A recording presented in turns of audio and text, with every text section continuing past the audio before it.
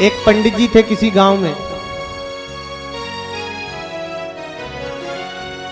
वो पंडित जी बचपन से चले गए काशी। बोले हमारा पंडिताई को काम है, जजमानी बहुत है, चलो भागवत कथा सीखे आवे। तो पंडित जी ने जाकर के काशी में कई दिनों तक अध्ययन किया, भागवत पढ़ करके आए। जैसे ही लौट करके आ रहे थे, रास्ते में उन्होंने एक रेलगाड़ी होती है ना, उसकी टिकट कटा ली। बोले चलो रेलगाड़ी से अपने गांव पहुंचेंगे, फिर अपनी जजमानी में कथा भागवत करेंगे। अब पंडित जी जैसे ही रेलगाड़ी में चढ़े, जनरल वाला डिब्बा, सादा वाला टिकट ले लिया। बेचारे पैसा ज्यादा था ही नहीं, रिजर्वेशन कैसे करावें, बोले सादा ही टिकट ले लेते हैं। अब जनरल डिब्बे में चढ़ गए। उसमें भीड़ भारी होती है, आपको पता ही होगा, आप कहीं गए होगे तो बहुत धक्का मुक्की होती है। जैसे ही पंडित जी चढ़े तो किसी जेब कतरा ने जेब काट ली पंडित जी की। अब जेब में से सबरे रुपया पैसा और साथ में टिकट भी चली गई। बोलो जय सिया राम। थोड़ी देर बाद पंडित जी ने देखा, बोले हमारी तो जेब खाली है, अभी टीटी आएगा, वो भी टिकट मांगेगा, टिकट नहीं हुआ तो चालान कर देगा, नहीं तो जेल जाना पड़ेगा, पैसा है नहीं देने के लिए, क्या करें। तो अगले स्टेशन पर पंडित जी उतर गए। बोले पैसा नहीं है तो क्या हुआ, भागवत जी की पोथी तो हमारे साथ में ही है, भागवत जी चाहे जहां कर लेंगे। बोलो जय सिया राम। जजमानी में नहीं तो और कहीं से ही भागवत पढ़ के तो आए ही हैं। पंडित जी उतर गए। स्टेशन पर रास्ते में उन्होंने देखा कि दूर एक गांव दिखाई पड़ रहा है, चलो इसी गांव में चलते हैं। गांव में पहुंच गए। वहां गांव वाले लोगों ने, किसी ने नहीं पूछा पंडित जी को चाय नाश्ता के लिए, पानी के लिए। बोले जिसने भागवत कराई नहीं होगी वही पूछ लेगा। किसी ने नहीं पूछा। इन्होंने कहा गांव वाले बड़े अजीब है, राम राम ही नहीं कर रहे, पर चलो पहले अपनी बिरादरी वाले को ढूंढते हैं। तो वो गांव के जो वहां के मिस्र थे, गांव के जो कुल पुरोहित हुआ करते थे गांव में पंडित जी, उन्हीं के पास पहुंच गए। पंडित जी द्वार पे ही बैठे थे। बोले पंडित जी राधे राधे। बोले हाँ बोलो। बोले जय सिया राम। बोले हाँ ठीक है, तुम बोलो तो सही, कैसे आए हो। पंडित जी ने कहा बड़े अजीब आदमी, हम जय सिया राम राधे राधे कर रहे हैं, पहले ये पूछ रहे हैं कहां से आए हो, किस लिए आए हो। अरे पंडित जी हम काशी पढ़ करके अपने गांव जा रहे थे, मार्ग में जेब कट गई, हमारी टिकट नहीं है, हमारे पास पैसे भी नहीं है हमारे पास, हम काशी पढ़ करके आए हैं। गांव वाले पंडित जी बोले तुम काशी से आए हो क्या कलकत्ता से, हमें क्या लेना देना है, काहे के लिए आए हो ये बताओ। बोले पैसे नहीं है पास, तो हम ये सोच रहे हैं तुम अपने गांव में चंदा करके चंदावारी भागवती करा लो तो कुछ दक्षिणा ही मिल जाएगी। अब उस गांव में कभी भागवत हुई नहीं थी सज्जनों, पंडित जी को भी नहीं पता था कि भागवत कैसी होती है। पंडित जी ने कहा ये क्या चीज है भागवत। बोले भागवत कथा होती है भगवान की। बोले हमने तो आज तक सुनी नहीं है भागवत कैसी होती है, हम नहीं करवा रहे। बोले हम कब कह रहे हैं कि तुम अकेले करवा लो, एक काम करो, गांव के जो मुखिया हैं सरपंच, उनके यहाँ जाओ, उनसे प्रस्ताव रखो, सबसे मिलजुल करके थोड़ा बहुत चंदा कर लेना, भागवत हो जाएगी। बोले देखो भैया हमको इस झंझट में मत पाड़ो, हमने आज तक देखी नहीं है कैसी भागवत होती है। बोले तुम कराओ तो सही, कैसे आदमी हो, जाति को न जाने सो जाने कौन जाति को। अरे अपनी बिरादरी का भी पक्ष तो ले लो कम से कम, एक ब्राह्मण तुम्हारे द्वार पे आया है, कम से कम थोड़ा बहुत तो कुछ हमारी मदद करो। ब्राह्मण ने कहा चलो पूछ लेते हैं जाकर के। वैसे हमारे सरपंच साहब की चलती है हमारे गांव में, जो गांव के मुखिया हैं वो यस कर देंगे तो तुम्हारी भागवत हो जाएगी, हमें तो पता नहीं कैसी भागवत होती है। पंडित जी गए मुखिया जी के पास। मुखिया जी अपनी अथाई पे बैठे थे। वहां 2 5 10 20 आ ही जाते हैं। जो गांव का बड़ा मुखिया होता है ना, उसके पास में प्रशंसा करने वाले, झूठे की बढ़ाई करने वाले, अरे साहब मुखिया जी क्या बात, और पीछे भले ही गाली दे रहे हो पर मुंह पे अरे साहब, अरे आपको कौन फिट होता है, आपके यहाँ 4 ट्रैक्टर हैं, 20 बीघा जमीन है, 8-10 बच्चे हैं, बहू हैं, सब बढ़िया चकाचक। बढ़ाई करने वाले, झूठी प्रशंसा करने वाले पहुंच जाते हैं और वो भी फूल करके और चौड़े हो जाते हैं। हाँ देखो तो सब गांव वाले मेरी मिट्टी में रहते हैं। पंडित जी और गांव के कुल पुरोहित थे, तो पंडित जी जैसे ही आगे आए, जैसे आपके गांव के कुल पुरोहित जी हमारे पंडित जी बैठे हैं, हाँ ऐसे ही थे बेचारे, सीधे सच्चे। अरे महाराज आओ, कैसे आना हुआ? पंडित जी ने आकर के कहा, प्रधान जी बड़ी एक समस्या खड़ी हो गई है। बोले क्या?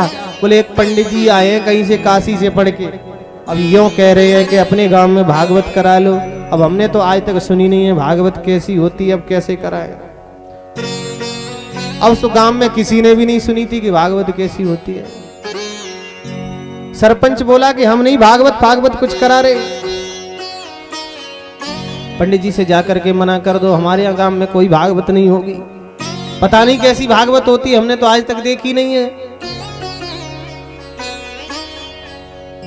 अब सरपंच की बात को कौन लौटा दे, किसी की सामर्थ्य नहीं। पंडित जी चलने लगे तो सरपंच के जो नाती थे छोटे छोटे वहीं खेल रहे थे, वे रोने लगे। सरपंच ने कहा क्या हुआ, तुम क्यों रो रहे हो? बोले बाबा हम तो भागवत देखेंगे। अरे भागवत तो बहुत बड़ी चीज है, भागवत हम नहीं कराएंगे। बोले नहीं नहीं हम तो भागवत देखेंगे। अरे भैया तुम काय को रो रहे हो, हम भागवत ना करा रहे। आप भी तो रो वो बंद नहीं करे। बोले हम तो भागवत देखेंगे। अब उन्होंने सोचा कोई होगा खेल भागवत, जैसे मदारी आता ना खेल दिखाता। सरपंच ने कहा पंडित जी अब कछु करो, अब तुम्हारो कौन सा पंडित आया हुआ पकड़ के ले आओ, जिन बच्चा तो रो रो के मर जाएंगे, यही लिए इनको भागवत दिखाए दो जैसी हो तैसी। पंडित जी दौड़ करके आए। पंडित जी जैसे ही दौड़ करके आए, वो काशी वाले पंडित जी से बोले चलो भैया जल्दी। बोले क्यों? बोले सरपंच ने बुलाया है, अपनी जो भी भागवत है उसको जल्दी दिखा दो कैसी है। पंडित जी ने कहा भागवत दिखाने वाली तो होती नहीं, भागवत तो सुनाने वाली होती है। पर अब जैसी श्रद्धा गांव वालों की, चलो। चाय नाश्ता के लिए तो अभी पूछा नहीं, हम तो काशी से चल के आए हैं, किसी ने पूछा ही नहीं कि भोजन करोगे कि फलाहार लोगे। बेचारे पंडित जी पोथी बांध करके सरपंच के द्वार पे पहुंचे तो वहां कोई व्यवस्था नहीं। पंडित जी ने सोचा कि बढ़िया पांडाल लग गया होगा, मंच भी बन गई होगी और माइक भी लगा होगा सामने, पीछे जनरेटर भी चल रहा होगा। यहाँ तो कुछ नहीं है, 10 20 50 लोग जरूर बैठे। बोले चलो जैसी भागवत तैसी भागवत, हमें क्या करना है। वही समय हो गया भोजन का, दोपहर के 12-1 बज गए। तो जो सरपंच साहब थे ठाकुर साहब, उन्होंने सोचा कि चलो हम भोजन कर आवे। पंडित जी से कहने लगे अरे पंडित जो बच्चा रो रहे हैं इनको जल्दी तू अपनी भागवत दिखा दे, कैसी भागवत है, तब तक हम भोजन करके आ रहे हैं। उसने नहीं पूछा कि पंडित जी पहले आप भोजन कर लो तब भागवत दिखाई दी। सरपंच साहब तो चले गए भोजन करने, खाली वो पाठ जो पढ़ा था एक उस पे विराजमान हो गए पंडित जी। अब अपनी भागवत शुरू कर दी, श्लोक पे श्लोक, भागवत पे भागवत, कथा पे कथा। अब तो सब ऐसे ध्यान से देखे पंडित जी के मुंह की तरफ, जैसे आप मेरी मुंह की तरफ देख रहे हैं। बस ऐसे ही बैठे सब रे। और माताएं भी कछु तो ठीक ठाक और कछु इतने घूंघट करके ऐसे देख रहे हैं। अब निकली भागवत, अब निकली भागवत। और पंडित जी बड़े ध्यान से कथा कहते जा रहे हैं, श्लोक पे श्लोक बोलते जा रहे हैं और सब ध्यान से देख रहे। अब निकली भागवत। पंडित जी को भी 2 ढाई 3 घंटे हो गए कथा कहते कहते। बोले ना कोई चाय की पूछ रहा है ना नाश्ता की पूछ रहा है, सब ध्यान से देख रहे हैं। पर सोचा कि बड़े ध्यान से सुन रहे हैं श्रोता, तो हम भी कथा कहेंगे। तो मन लगा करके कथा कह रहे हैं सब लोग देख रहे हैं। और वे तो यूं सोच रहे हैं कि भागवत की पोथी में से कोई निकले वो। उधर जो गांव के मुखिया थे सरपंच जी, उनका भी भोजन हो गया, वो भी भोजन करके और बढ़िया मूंछों पे ताव देते हुए चले आए वापस। तो पंडित जी तो अपनी कथा कह रहे थे। उन्होंने देखा मेरी जो सोने की जगह थी पंडित ने घेर ली। अब मैं सोऊं कहां? सो महाराज थोड़ी सी कोने पे जो जगह बची थी उसी में बैठ करके और पंडित जी के गोदी में सिर रख करके सरपंच साहब तो सोए गए। बोलो जय सिया राम। पंडित जी ने कहा बड़े अजीब आदमी है इस गांव के, हम यहाँ भागवत कथा कर रहे हैं और गांव का मुखिया जो परीक्षित बना हुआ है वो आकर के हमारी गोदी में सो गया है। तो पंडित जी ने बड़ी श्रद्धा से थोड़ा सा सरपंच साहब को धीरे से हाथ से हिलाया, अरे सरपंच साहब भागवत कथा सुन लो। गांव में किसी की मजाल नहीं थी कि सरपंच साहब को सोते हुए को जगा दो। पंडित जी ने जैसे ही जगाया तो आग बबूला हो गए सरपंच साहब। क्रोध में आग बबूला होकर के एक गाल पे जमा दी पंडित जी के पे। बोले तेने मेरी नींद खराब कर दी। पंडित जी ने कहा ये तो बहुत खराब काम हो गया, कथा वार्ता तो गई भाड़ में, हमारा तो अपमान और कर दिया इसने, अब जो होगी सो देखी जाएगी। तो अभी नए पंडित जी थे, 20-22 साल की उम्र रही होगी, अभी तो पढ़ के आ ही रहे थे, रास्ते में ही तो टिकट चली गई जेब कट के। सो पंडित जी ने अपनी जो पगड़ी माथे से बांधे थे उसको माथे से खोल करके कमर में कसा, एक धड़ाम से परीक्षित के गलपटे पे मार दी। आहा, और जैसे ही खींच के तमाचा लगाया सरपंच के गाल में, सो सब बोले अब निकली भागवत। अब तो सब हंसने लगे, बोले देखो अब निकली भागवत। और भागवत निकली और पंडित जी में भरी। अब भागवत निकल के पंडित जी में भर गई। जय हो भागवत मैया। अब तो सब हाथ जोड़ करके सामने खड़े गए। हे भागवत मैया बड़ी कृपा करी, पर परीक्षित पे ने कम कृपा करी हो। उधर पंडित जी तमाचे पे तमाचे, घूसा पे घूसा, लात पे लात, और उधर परीक्षित जी भी जिते बन रही थी दे रहे। पर पंडित जी नए और परीक्षित जी बूढ़े बेचारे अब लोटपोट हेवे लगे। लोटपोट होते होते गड्ढे में जाके गिर पड़े। अब परीक्षित नीचे, पंडित जी ऊपर। अब तो सब गांव वाले हाथ जोड़ करके कह रहे हैं हे भागवत मैया अब तो ने कृपा कर दो। अब भागवत मैया पोथी में से निकली है, पंडित में भरी है और परीक्षित पे चढ़ी है। बोल जय सिया राम।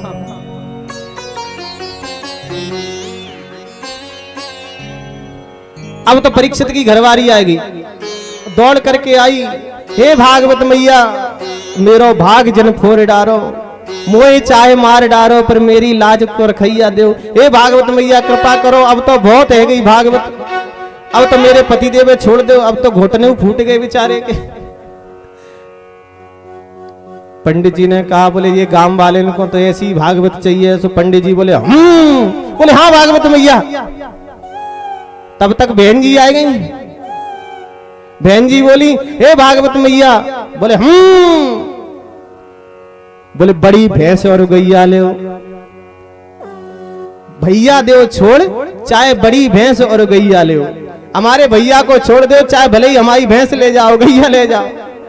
पंडित जी ने कहा बोले अब तो समझ गए हमें कौन सी भागवत करनी है। सो फिर लगाया हुंकारा, बोले बोले हाँ भागवत मैया। पंडित जी ने कहा बोले बचे ना बिनीत या पे जाने लगी फेरी मेरी। अब ये बचने वाला नहीं है परीक्षित, क्योंकि यहाँ पे मेरी फेरी आ गई है। बचे ना बिनीत जा पे आने लगे फेरी मेरी, और याके प्राण चाहो तो। बोले हाँ महाराज बस परीक्षित छोड़ तो दो। बोले याके प्राण चाहो तो 500 रुपया दो। बा जमाने में 500 रुपया बहुत बड़ी कीमत रखते। अब महाराज गांव वालों ने कहा बोले 500 रुपया जल्दी करो। तो चंदा कर भी लगे तो 500 की जगह 1800 रुपया है गए। बोले जय सिया राम। बोले महाराज 1800 है गए। पंडित जी ने फिर कहा बोले बोले महाराज भागवत मैया बोलो। बोले सब या गड्ढा में डाल दो। सबरे रुपया गठली पोटली बनाए करके वह गड्ढा में जामे परीक्षित जी और पंडित जी दोनों पड़े भाई भाई में पटक दिए, हाथ जोड़ करके खड़े हैं। बोले भागवत मैया आदेश करो। पंडित जी ने फिर कहा बोले बोले अब का आदेश है। बोले जाओ नसेनी लेके आओ। दौड़ करके गए, बढ़िया नसेनी लेकर के आए। पंडित जी ने सबरे रुपया सिमेटे नसेनी पर चढ़ करके और तो चले गए। बोले जय सिया राम। जब देखा कि दूर पंडित जी पहुंच गए, सब गांव वाले धीरे धीरे उतरे और जो गड्ढा में पड़े परीक्षित जी, प्रधान जी, सरपंच साहब, उनको उठाया, धूल झड़ाई और कहवे लगे, वाह भैया, जो कछु भई तेने शोर कर दियो, गांव को नाम कर दियो, तेने भागवत तो करा ले। अब परीक्षित जी की आंखें में ते आंसू बह रहे हैं और पंचन से कहवे लगे, भैया जा में मेरो काय, तुम सबकी कृपा है गई, कछु भई ते भई, भागवत जी की खूब कृपा भई, भागवत तो है गई, हमारे जा शरीर थे। बोल जय सिया राम।